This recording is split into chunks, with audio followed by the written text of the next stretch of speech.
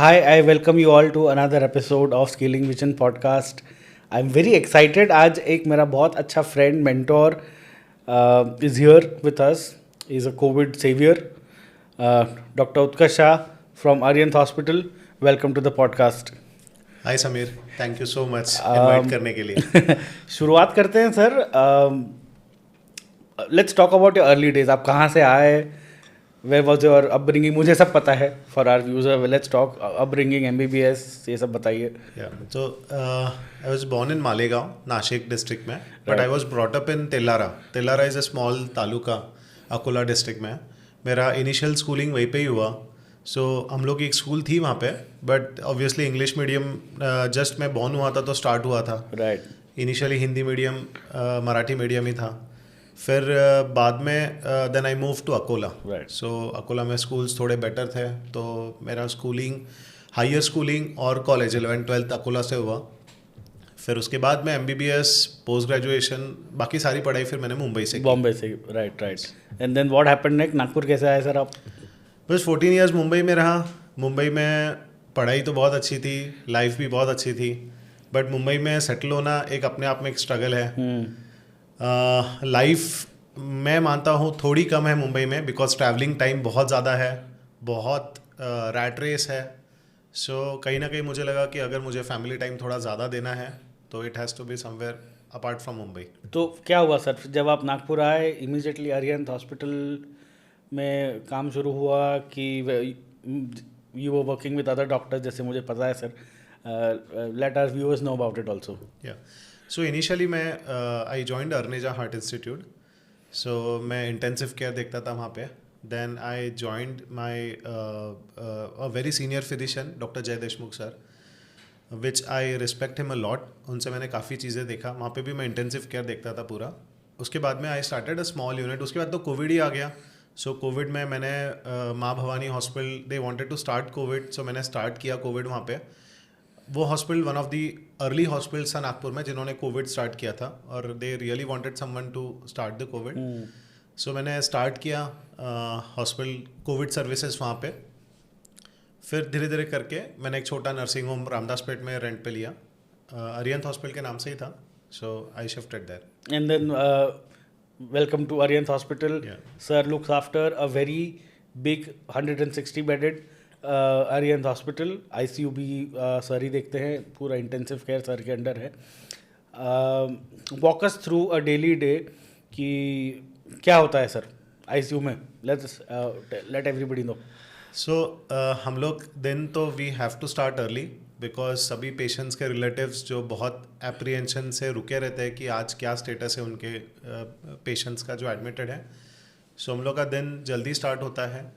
बच्चे एक बार स्कूल गए कि हम लोग वी रीच हॉस्पिटल अर्ली. वहाँ पे हम लोग इनिशियली राउंड्स लेते हैं सभी पेशेंट्स का.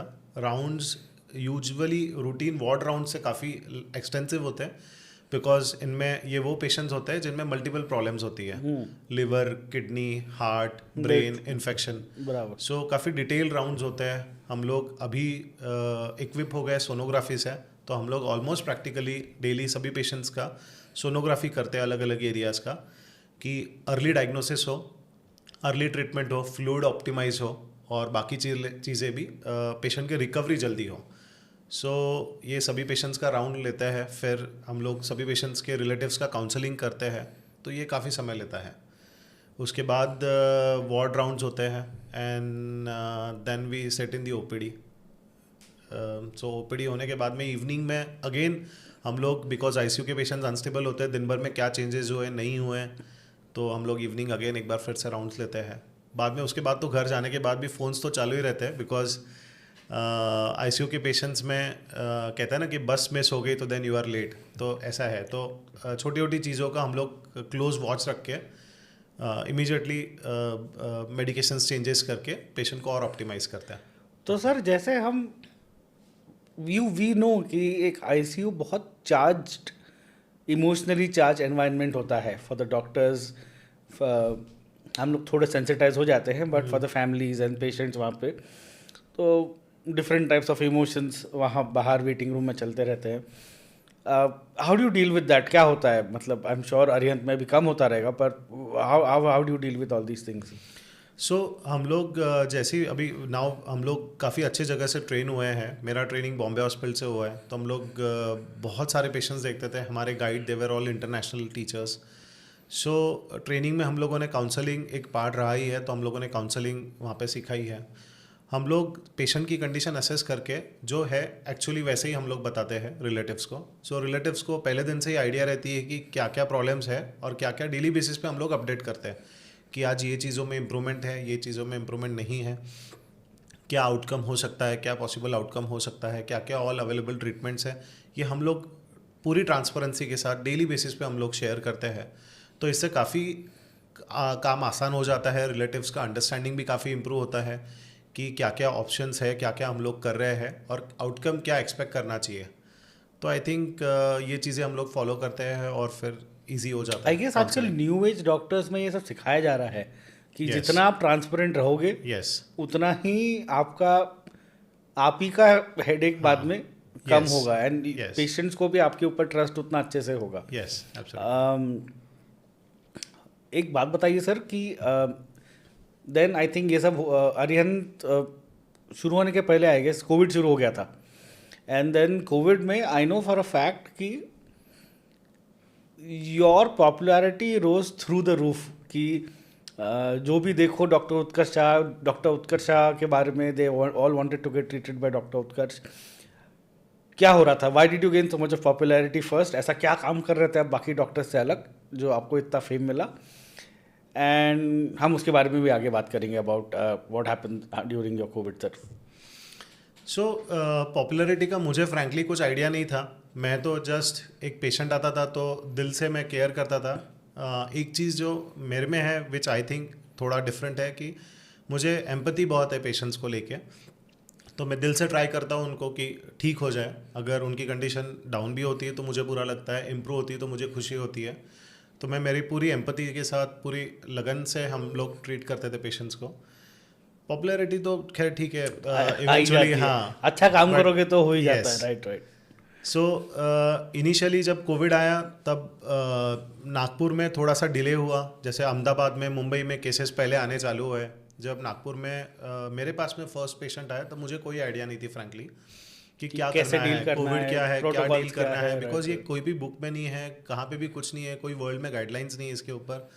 फिर मेरे फ्रेंड्स थे अहमदाबाद में, मैंने पूछा उनको कि क्या करते हैं, स्टेजेस क्या है, सीटी में क्या कैसे रिपोर्ट करते हैं, रेमडेसिविर क्या है। पूछ के इनिशियली हम लोगों ने हर बार पूछ के, मेरे फ्रेंड्स भी बहुत अच्छे थे, मैं फॉर्चुनेट था, उन्होंने गाइड किया। धीरे धीरे करके फिर अंडरस्टैंडिंग बड़ी चीज़ होगी। बाद में कोविड के दौरान तो जैसे ट्यून्ड अप हो गया था ब्रेन। हर स्टेज पे इमीडिएटली पता चल जाता था कि क्या हो रहा है, क्या नहीं हो रहा है। और इनिशियली डर था। हम लोग जैसे घर पे भी पेशेंट्स देखने जाते थे तो घर वाले भी चिंतित रहते थे कि ये वापस आएगा नहीं आएगा, आएगा अगर इन्फेक्ट हो गया तो क्या होगा, नहीं होगा। हम लोगों ने घर के डोर के एंट्रीज अलग कर दिए थे, बच्चों से मिलना हम लोगों का बंद कर दिया था, बिकॉज मैं नहीं चाहता था कि घर पे किसी को स्प्रेड हो, घर वाले नहीं चाहते थे। तो हम लोग एल्डर्स तो रहते ही हैं घर Yes. पे। Right right. तो ये सब चीज़ें हुई, but with in a month और टू हम लोग जानने लग गए कि ये थोड़ा डिफरेंट है, शायद मिसकंसेप्शंस बहुत ज़्यादा है। तो हम लोगों ने इनिशियली तो पीपी किट्स इतना इजी नहीं था काम करना, बिकॉज नागपुर वैसे भी थोड़ा गर्म था। फेब मार्च की बात थी जब केसेस आना चालू हुए, गर्मी भी तभी राइज होती है। सो पीपी किट में वर्क करना ज़रूरी नहीं था। सो धीरे धीरे करके हम लोगों ने पीपी किट्स पहनना कम किया, बिकॉज पता चला कि ये ऐसे छूने से नहीं फैलता, रेस्पिरेटरी ड्रॉपलेट से फैलता है। तो मास्क के अलावा हम लोगों ने पीपी किट्स पहनना कम किया। तो पता चला कि वेस्टेज हम लोग बहुत कर रहे हैं पीपी किट्स का, तो वो कम हो गया। प्लस एग्जामिनेशन बेटर होता था, बिकॉज पीपी किट्स में वर्क करना वाज नॉट वेरी कंड्यूसिव। तो एग्जामिन करने लगे, स्टेथोस्कोप से मैं ऑस्कल्टेट करता था सभी पेशेंट्स को। बहुत डॉक्टर्स नहीं करते थे नहीं actually, करते थे ऑब्वियसली। मिसकंसेप्शंस, डर बहुत था वो टाइम पे, किसी को Right. आइडिया भी नहीं थी। मैं बराबर, ये नहीं बराबर। कहूँगा कि कोई गलत है कोई सही है, बट फिर धीरे धीरे करके इंफॉर्मेशन और मिलती गई, नॉलेज और मिलते गया, और बस दैट्स इट। तो सर आई गेस आपने बहुत सारे पेशेंट्स देखे हैं ड्यूरिंग कोविड के टाइम पे and you must have had the misfortunes of seeing some, you must have lost some patients, बहुत एंड स्टेज में आए रहेंगे। And a person like you जो इंटेंसिव केयर में काम करता है, आप जैसे doctors, you deal with death on a very routine basis, and these are not peaceful deaths, ये these are a little unfortunate deaths. तो how do you deal with this? क्या ये इमोशनल आपको इफेक्ट करती है? ये इमोशनल बैगेज आप घर पे लेके जाते हो, how does it affect you? Specially covid के बारे में how did you see? I mean बहुत टाइम तो ऐसे भी हुआ सर, हमें पता है कुछ पेशेंट्स तो फैमिलीज को भी पेशेंट से नहीं मिलने दिया गया. So I am sure a person who's as empathetic as you, आपको भी ये चीज़ें बहुत अफेक्ट हुई रहेगी. उसके बारे में बताइए सर. डेथ्स ऑब्वियसली अफेक्ट करती है सभी लोगों को. कोई भी नहीं चाहता है कि उनका करीबी हो या जान पहचान का हो या उनका पेशेंट ही हो उनको डेथ मिले. कोई भी नहीं चाहता है. अनफॉर्चुनेटली कोविड में ऐसा था कि कुछ कोविड जो थे वो काफ़ी अग्रेसिव थे, रैपिडली इन्वॉल्व करते थे. वो नहीं देखते थे कि पेशेंट यंग है, ओल्ड है. एल्डरली में थोड़ा सीवियर होता था ज़रूर, बट यंग लोगों में भी सीवियर होते थे. हम लोगों ने देखे कुछ यंग लोग भी रैपिडली एग्रेसिव वायरसेस थे, उनको रैपिडली डिटोरिएट हुए. सारी कोशिशें की बट फिर भी हम लोग कंट्रोल नहीं कर पाए. सो अफेक्ट तो हम लोग होते थे, बट धीरे धीरे और अंडरस्टैंडिंग बढ़ी, नई नई मेडिसिन आने लगी. सो चीज़ें और इम्प्रूव होने लगी और डेथ्स भी धीरे धीरे कम होने हो गए definitely. But again the question है कि आप ये इसको घर पे कैसे डील करते हैं? मतलब क्या बच्चों को हमारे इस चीज़ों से अफेक्ट नहीं होना चाहिए? How do you deal with that? देखो यूजुअली अंतिम मोमेंट में पेशेंट्स आईसीयू में ही रहते हैं, कभी वार्ड में नहीं होता है. सो जितने भी डेथ्स होते हैं हॉस्पिटल में यूजुअली आईसीयू में ही होते हैं. और बीइंग आईसीयू स्पेशलिस्ट ये हमारे अंडर से ही होते हैं. सो कहीं ना कहीं अफेक्ट होते ही है, बट देन आपको बैलेंस आउट करके चलना है. आपको फील होता है, स्पेशली जब कोई यंग गुजरता है तो आपको बहुत फील होता है, जिसके मेमोरीज आपको हॉन्ट करते हैं. अगला हफ्ता, 10 दिन, महीनों तक के हॉन्ट करते हैं. बट ये इमोशंस हम लोग के यहाँ पे, हम लोग घर पे ऐसा तो है नहीं कि ऑन ऑफ स्विच है कि हम लोग हॉस्पिटल से निकले तो ऑफ कर दो इमोशंस को. अफेक्ट होता ही है, but then somewhere you have to balance out your life. I know this for a fact कि सर आपको भी कोविड हुआ था, पैर भी फ्रैक्चर हो गया था, एंड उसी समय you were self administering remdesivir also. ऐसा क्या हुआ था? मतलब उस समय पैर फ्रैक्चर कैसे हो गया? What was the thing? So मुझे क्रिकेट का बहुत शौक है. सो थर्ड वेव के पहले क्रिकेट खेल रहा था. सो बैटिंग करते टाइम पैर स्लिप हो गया एंड पैर फ्रैक्चर हो गया. बट थर्ड वेव भी फिर उसके बाद इमीडिएटली आ गई. सो प्लास्टर लगा हुआ था, पेशेंट्स थे और उनको मैं मना नहीं कर सकता था. And you were working plaster? Yes, I was working. क्या बात. सो हम लोग डेली मुझे इंस्ट्रक्शंस थे कि प्लास्टर रखना है आपको और पैर ऊपर रखना है. सो हम लोग हॉस्पिटल तो टाइम पे ही जाते थे. 10-10:30 हम लोग हॉस्पिटल पहुंचते थे. एक पैर ऊपर ही रहता था मेरा चेयर पे. दिन भर एक ही जगह पे बैठे रहते थे. ऑलमोस्ट हम लोग 14-16 घंटे काम करते थे सेम पोजीशन में. अफेक्ट हुआ, but I guess third wave और कोई ऑप्शन नहीं था. Let's talk about something fun. Minerals in health care. आजकल यू काफ़ी हेल्थ केयर प्रोफेशनल्स बता रहे हैं कि general public should look after minerals in health care. इसके बारे में सर थोड़ा सा बताइए. देखो कोविड के टाइम पे इसकी पॉपुलैरिटी बहुत बढ़ी. आप ये सप्लीमेंट लो, वो सप्लीमेंट लो, विटामिन सी लो, ये लो, वो लो, इम्यूनिटी बूस्ट करने के लिए. काफ़ी सारे एक्सपेरिमेंट्स हुए, काफ़ी सारे फार्मा कंपनीज़ को भी गेन हुआ इसके वजह से, बिकॉज सब पता ही नहीं था कि क्या करना है और everyone wanted to improve their immunity. But हम लोगों ने जो देखा है ऑन अ लॉन्गर टर्म, जो रियली आपकी इम्यूनिटी बूस्ट करता है वो है आपका लाइफस्टाइल. डेली बेसिस पे थोड़ा एक्सरसाइज करना, 30 मिनट्स ऑफ एक्सरसाइज या तो 30-40 मिनट्स ऑफ वॉक, थोड़ा हेल्दी डाइट आपका, fruits, vegetable, green leafy vegetables जिसमें फाइबर कंटेंट अच्छा हो, थोड़ा डाइट में प्रोटीन इंटेक ज़्यादा एज़ कम्पेयर टू कार्बोहाइड्रेट. आप हाइड्रेटेड रहे और आपको इनफ स्लीप रहे. इससे बेहतर आपकी इम्यूनिटी और कुछ भी बूस्ट नहीं करता है. बाकी सब सप्लीमेंट्स आपको मिल जाते हैं. B12, yes, B12 supplements vegetarian diet में थोड़ा कम होता है, वेरी माइन्यूट कॉन्टेंट में. यस, मिल्क में, चीज़ में या योगर्ट में होता है। तो B12 सप्लीमेंट्स अगर आप वेजिटेरियन हो तो आपको लेने पड़ते हैं। विटामिन डी दोपहर की धूप में सबसे मैक्सिमम मिलता है, सो वो प्रैक्टिकली नहीं मिलता है। तो विटामिन डी डेफिशिएंसी से यस इम्यूनिटी कहीं ना कहीं अफेक्ट होती है, डीएनए लेवल पे अफेक्ट होता है। सो विटामिन डी भी सप्लीमेंट्स आपको लेना ज़रूरी है। क्या सबने लेना चाहिए सर? आइडियली यस, अगर विटामिन डी आप में डेफिशिएंट है तो लेना चाहिए। मतलब हम लोग जो बच्चों में पेशेंट भी एडवाइस देखते हैं, करते हैं बच्चों में भी एडवाइस करते हैं पीडियाट्रिशियंस, यस। सो हम लोगों ने देखा है जो रूरल एरिया से आते हैं उनका फार्मिंग में जाना रेगुलरली होता रहता है। सो उनके जब हम लोग ब्लड टेस्ट करते हैं उनका विटामिन डी लेवल नॉर्मल आता है।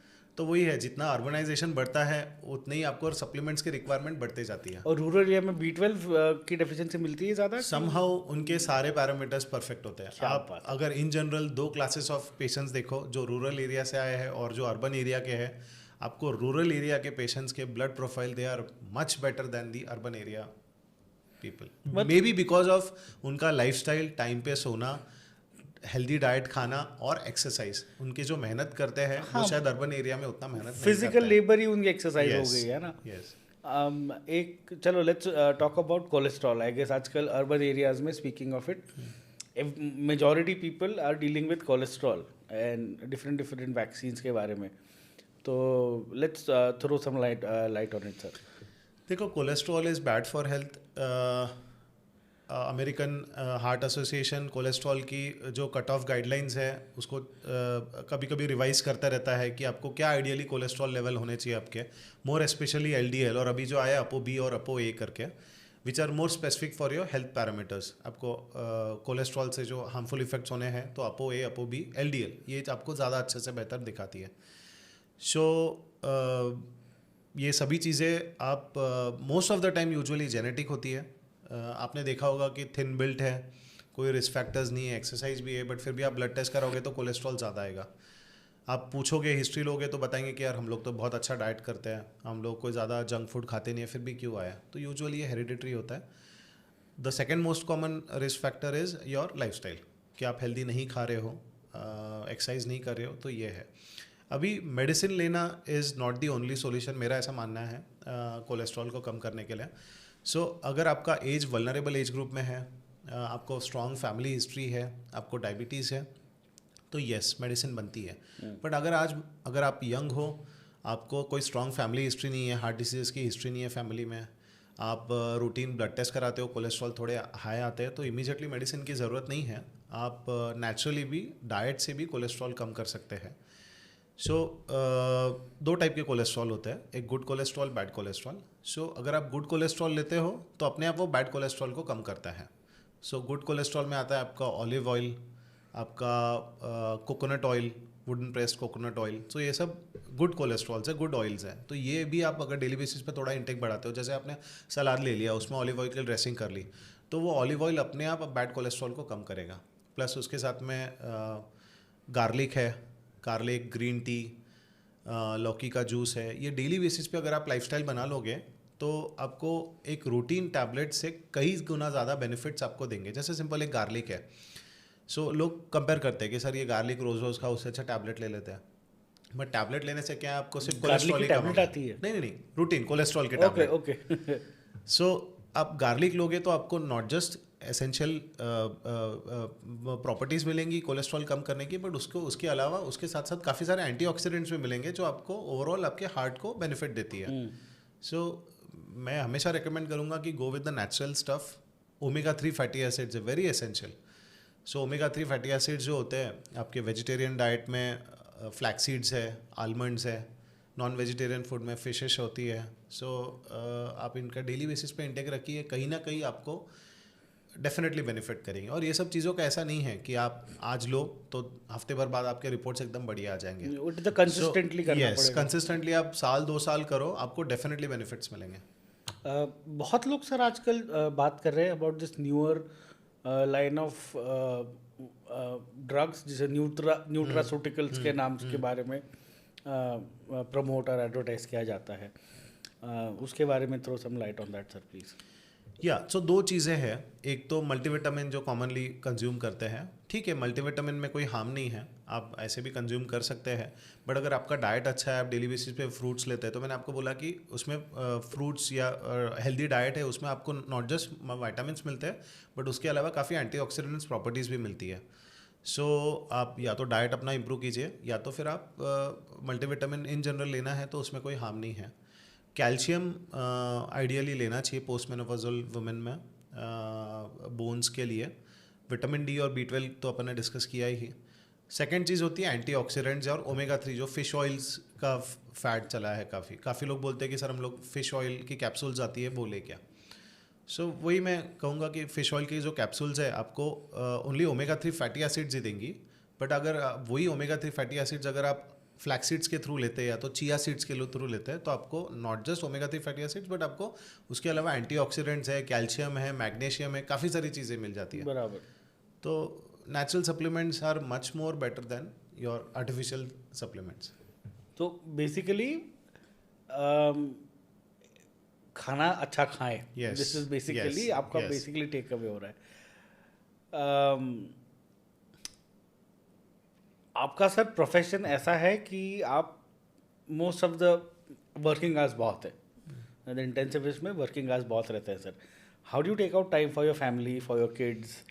आप ऑफ टाइम में क्या करते हैं? What are your hobbies, passions? Cricket के बारे में बताइए, I know you like cricket a lot. So ये बहुत डेली फाइट का इशू है फैमिली टाइम और वर्क को लेके। सो फैमिली टाइम हम कहीं ना कहीं कॉम्प्रोमाइज़ होती ही है। White collar jobs, blue collar jobs जो है, हम लोग 9 to 5 वर्किंग प्रोफेशनल्स हैं, उतना तो हम लोग नहीं टाइम निकाल पाते हैं। हम लोग का वर्किंग जो है ऑलमोस्ट 8-8:30 तक इवनिंग में होता ही है। उसके बाद भी फ़ोन्स चलते ही है, रात भर फ़ोन्स चलते हैं, पोटेशियम बाकी बाकी छोटी मोटी चीज़ों के लिए हॉस्पिटल से आते ही है। सो वो चलता है, कहीं ना कहीं फैमिली टाइम अफेक्ट होता ही है। बट हम लोग ट्राई करते हैं कि जितना हो सके कहीं ना कहीं हम लोग संडेज़ जो है we spend time with the family. इसीलिए संडे फंक्शंस वगैरह हम लोग थोड़ा सा अवॉइड करते हैं and we try to spend time with the family, take them out daily basis पे। थोड़ा बच्चों को सिखाना है, स्पोर्ट्स है, डेली बेसिस पे एक स्पोर्ट खेलना मॉर्निंग आवर्स में before they go to school. So उतना करते हैं हम लोग। Cricket, yes I also love playing tennis, table tennis. So sports के लिए मुझे बहुत प्रिय है, यानी बहुत चाह है। सभी स्पोर्ट्स, जो स्पोर्ट्स मिले मैं खेलता हूँ, मुझे बहुत मज़ा आता है। क्या बात है सर। ट्रैवलिंग वगैरह के लिए समय निकलता है सर कि नहीं निकल पाता? ट्रैवलिंग हम लोग साल में एक विद फैमिली विद किड्स हम लोग भी travel out of India.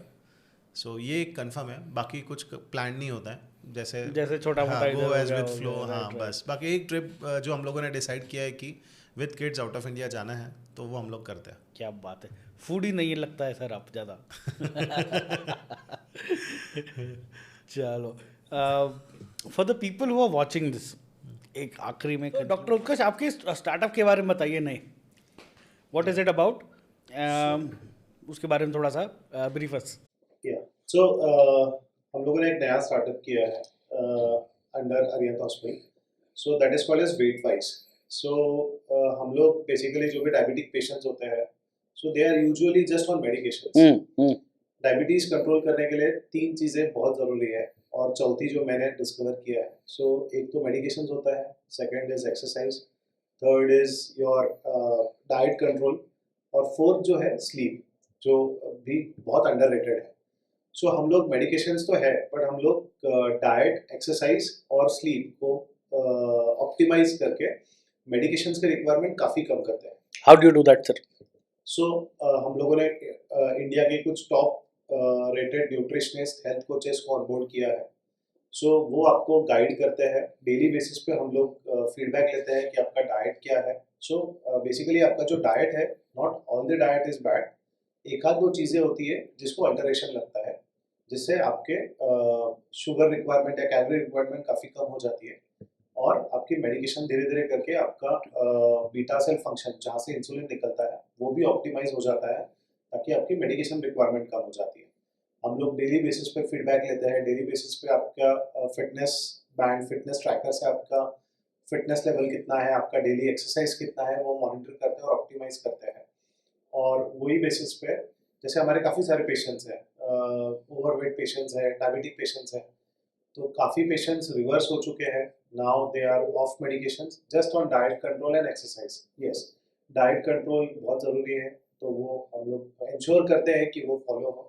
Exercise improve करते हैं, उनका स्लीप इम्प्रूव करते हैं, और उसी से ही now they are off medication. क्या बात है सर, मुझे भी करा दीजिए थोड़ा सा please. So if you want look after, so ये स्टार्टअप वेट हाँ वाइज के नाम से है।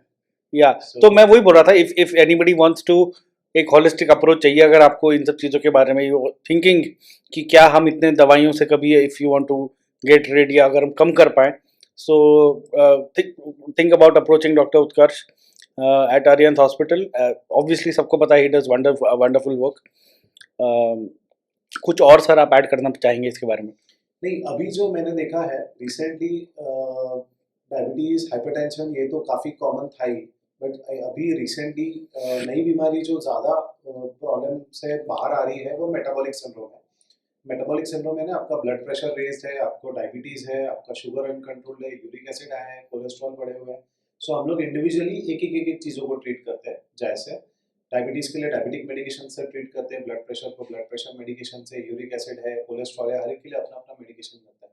बट जो सेंट्रल फैक्टर है ओबेसिटी, अब उसको हम लोग टैकल नहीं करते। तो अगर हम लोग ओबेसिटी को टैकल करें, थोड़ा वेट रिड्यूस करें, तो अपने आप बाकी सभी चीज़ें सेटल हो जाती है, बिकॉज वो एक सेंट्रल फैक्टर है जो ड्राइव करता है आपकी बाकी सभी चीज़ों को। सो हम लोग नेचुरल वे से डाइट इम्प्रूव करके पेशेंट का मेटाबॉलिज्म इम्प्रूव करते हैं, ताकि ऑटोमेटिकली ये सभी चीज़ें की टेक अवेज के लिए जो ये पॉडकास्ट देखेगा सर, एक 1 2 3 4 5 की पॉइंटर्स कि जनरल हेल्थ में आप ये चीज़ें रखिए and then you should be fine, ऐसा सब to sum it up. So देखो, मैं स्ट्रॉन्ग बिलीवर हूँ दो चीज़ों का। पहली चीज़ तो है कि जो आप 5 साल बाद जो बनना चाहते हो, तो वो आज आप जो करोगे उस पर डिपेंड करेगा। सो आज अगर आप हेल्दी चीज़ें खा रहे हो तो 5 इयर्स बाद में आप हेल्दी रहोगे। आज आप गार्बेज खा रहे हो, आज आप गार्बेज लाइफस्टाइल रह रहे हो, तो आपको पता है कि आप 5 साल बाद क्या बनने वाले हो। सो जो भी आपको 5 साल बाद बनना है, आज से ही आप करना चालू कीजिए।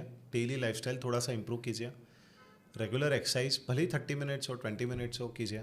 रैकेट स्पोर्ट अगर आपको पसंद है, स्पोर्ट जैसा एक्सरसाइज तो कुछ नहीं है। रैकेट स्पोर्ट्स, बहुत सारे स्टडीज़ आए कहते हैं कि रैकेट स्पोर्ट्स आपका लाइफ काफ़ी इंप्रूव करता है। So little bit of sport आप डेली खेलिए। बैडमिंटन खेल सकते हैं, at any age group badminton खेल सकते हैं, उतना टाइम तो निकाल ही सकते हैं। डाइट थोड़ा सा होम बेस्ड डाइट कीजिए, बिकॉज अभी सोशलाइजेशन का ट्रेंड चल रहा है। आप जहाँ देखोगे सबको सोशलाइज होना है, सबको बाहर खाना है। सो ये कहीं ना कहीं इसके इफ़ेक्ट्स हम लोगों ने देखे ही नहीं है। हम लोग जो 10 साल पहले जितना होटल में जाते थे, या हमारे पेरेंट्स जितना होटल में जाते थे, उससे हम लोग ऑलमोस्ट 5 टाइम्स ज़्यादा आजकल होटल्स में जा रहे हैं, हाँ, बाहर मतलब खा रहे हैं। हमारे बचपन बाहर में खा था रहे कि हैं। सिर्फ Yes. रेस्टोरेंट्स सिर्फ Yes. सैटरडे संडे पैक दिखते थे, आज आप आपको पूरा वीकडेज में भी रेस्टोरेंट Yes. पैक दिखेंगे। और जब होटल्स नहीं जा रहे तो हम लोग ऑर्डर करके खा रहे हैं। Right. सो कहीं ना कहीं हम लोग घर के डाइट से दूर हो रहे हैं बाहर के डाइट पे, जिसके इफ़ेक्ट्स जो मैंने आपको कहा कि आज नहीं दिखेंगे, 5 इयर्स डाउन द लाइन आपको दिखेंगे आपके हेल्थ में। सो कहीं ना कहीं हम लोगों ने फिर से बेसिक्स पे शिफ्ट हो जाना है।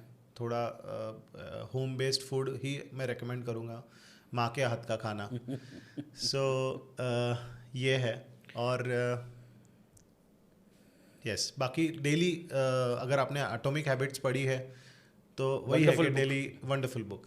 सो डेली बेसिस पे थोड़ी थोड़ी चीज़ें आप रेगुलरली करते रहिए।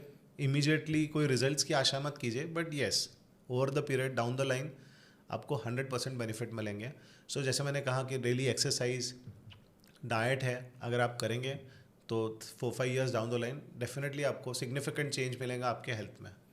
One last question before I let you go doctor Utkarsh, ये मैं सभी को पूछता हूँ, अगर आप डॉक्टर नहीं बनते तो क्या प्रोफेशन चूज करते आप?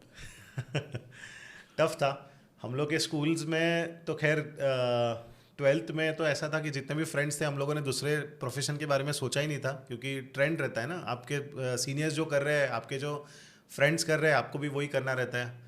जैसे बचपन में पूछते हैं कि आपको क्या करना है, फर्स्ट सेकंड स्टैंडर्ड में सब लोग बोलते हैं कि मुझे एस्ट्रोनॉट बनना है, मुझे साइंटिस्ट बनना है। ये दो ही प्रोफेशन अगर आप सुनते हैं प्री स्कूल बच्चों से। 11th-12th में तो हम लोग को बस वही था, सारे फ्रेंड्स को डॉक्टर्स बनना था, तो हम लोगों ने उतना इन्फॉर्मेशन भी नहीं निकाला था और पता भी नहीं था कि इंजीनियरिंग होती क्या है, बाकी क्या चीज़ें होती थी।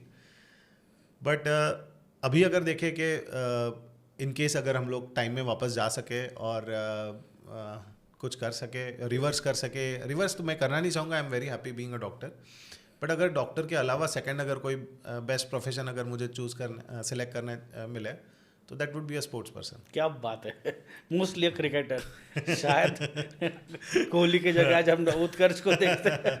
क्या बात है। चलो, thank you so much for being here doctor उत्कर्ष।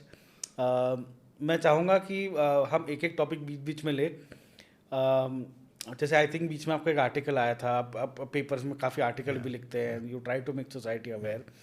तो हम एक एक टॉपिक ऐसा लेते हैं, उस पर डीप डाइव करेंगे, will make people aware of the things. If you want to talk to doctor Utkarsh, आप अरिहंत हॉस्पिटल में कभी भी अपॉइंटमेंट ले सकते हैं। Thank you for watching, thank you for being here doctor Utkarsh. Thank you so much Sameer.